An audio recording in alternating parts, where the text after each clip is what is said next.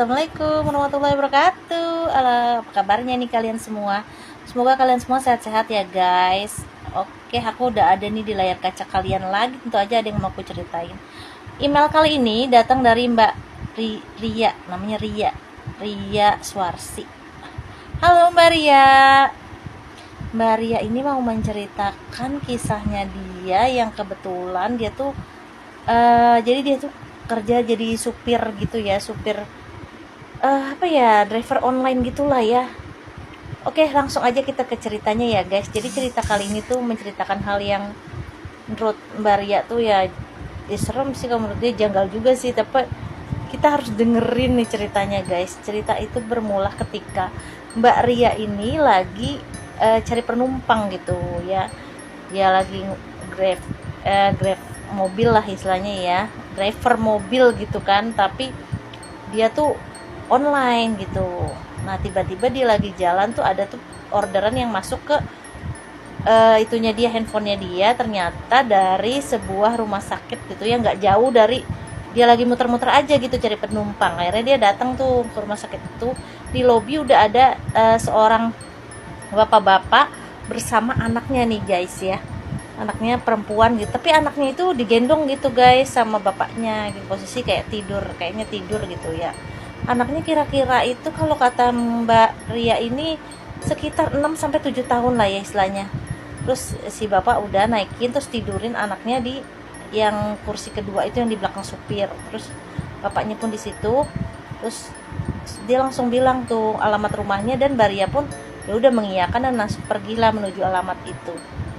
Nah, si bapak bilang, "Mbak gitu, gimana kok udah lama yang jadi supir?" Pokoknya ngajak ngobrol gitu lah guys ya.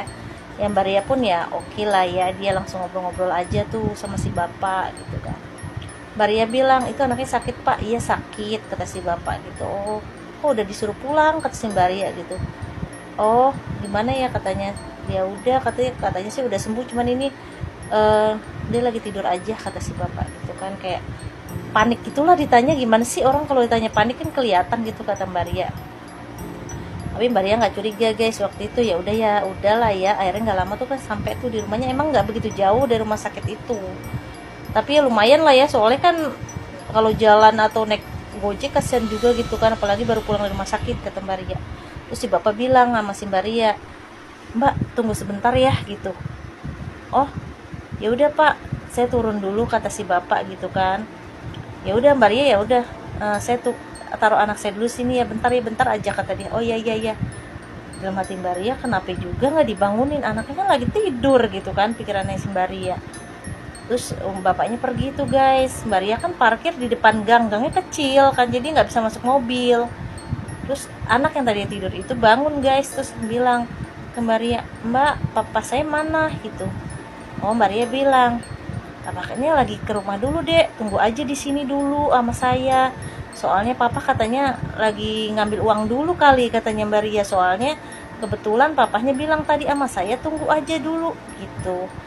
Adiknya udah bangun katanya gitu. "Udah tunggu aja dulu ya, ntar papanya kesini lagi," kata Mbak Ria gitu. "Oh ya udah deh," gitu kan. Udah Mbak Ria asik deh tuh, dia mainin handphone, dia lihat-lihat lagi, oh mungkin ada orderan masuk apa gimana ke handphonenya kan. Dia nggak lihat ke anak itu lagi guys. Nah tiba-tiba si bapak datang tuh rame-rame guys, sama berapa orang gitu. Berapa orang lah tuh itu datang sambil bawa keranda, atau nggak, keranda mayat itu loh yang dari masjid itu, tau kan. Nah terus si bapak udah heboh-heboh, "Ya udah taruh sini gitu-gitu ya, pokoknya mau ngangkat si anak inilah ya masuk ke dalam keranda itu." Nah terus si Mbak Ria bilang, "Pak ngapain gitu?" Sampai bangun-bangun Mbak Ria ngeliatin kok dia gendong anaknya, terus mau ditaruh di keranda itu. Terus si bapak, "Oh ya gini bentar mbak gitu ya." Anaknya dibawakan tuh di dalam keranda itu, dibawa guys menuju rumahnya. Mungkin gangnya kecil banget kan.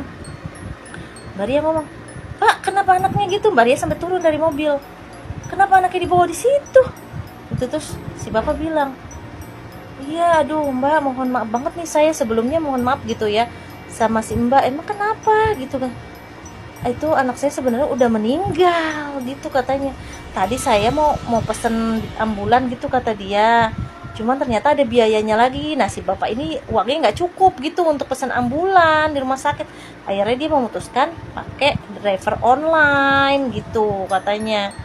Terus Mbak Ria tuh yang bengong gitu. Beneran kata ya, anaknya udah meninggal. Ya beneran Mbak, emang dari rumah sakit juga udah dinyatakan meninggal kata si bapak gitu. Mbak Ria gini, enggak mungkin Pak katanya. Enggak mungkinnya gimana Mbak? Tadi tadi kata Mbak Ria gitu. Tadi soalnya anaknya tuh ngobrol sama saya gitu kata dia. Tadi anaknya bangun terus nanya ke saya, papahnya kemana? Ya saya jawab kata Mbak Ria. Kan bapak lagi ke rumah dulu mungkin ngambil uang apa gimana? Si mbak katanya nggak mungkin lah anak saya bangun, orang anak saya di rumah sakit juga udah dibilang meninggal kata si bapak begitu.